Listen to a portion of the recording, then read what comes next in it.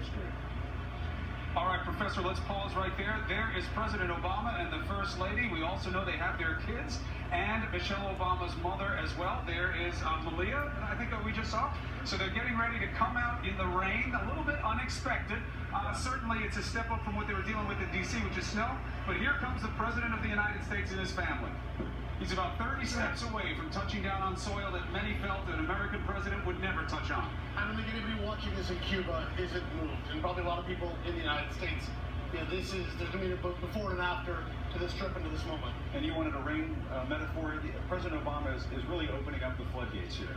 I mean, this is a momentous thing that we're watching right now. Who would have thought that the President of the United States would be shaking hands with Cuban officials? I know, Patrick, when you took this job in Havana, you probably thought, is this ever going to change on my watch? Yeah, that's what every Cuban correspondent says when they get stationed in Havana. Is it ever going to happen on my watch? And it happened on your watch. And here we are. And here we are. And seeing the First Lady shaking the Cuban foreign minister's hand, he probably never thought that he would receive them at the airport. Absolutely. And for Cubans who are watching this live in Cuba, to see this kind of red carpet treatment for the hated enemy. The flowers that we're seeing here, any cultural significance to that, or is it just what it seems like, just a nice gesture? Just a nice gesture, but this is something very Cuban, that you meet your guests at the airport. And again, Cuban officials, we're seeing Josefina Vidal greet the First Lady. It's a top Cuban diplomat for U.S Affairs, who was kicked out of the United States as part of the spying scandal.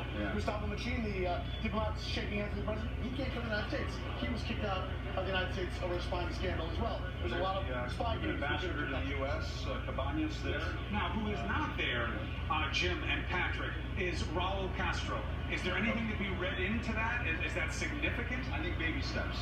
Baby steps. You know, this is a diplomatic dance. They like their music in Cuba. This is a diplomatic dance. The president doesn't want to go too fast, too far, and neither do the Cubans. They almost are on the same page in that regard.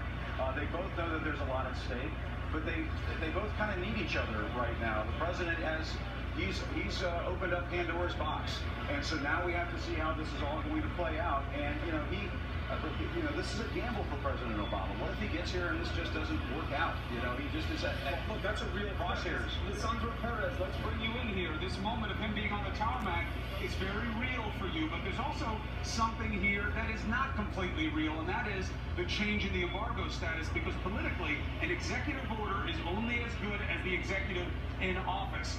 Nothing legislative follows, it stays the way it is, but still, the significance to you of this wave from the president on Cuban soil. Well, I think it's true that in other words, he can't really change the embargo, but in fact,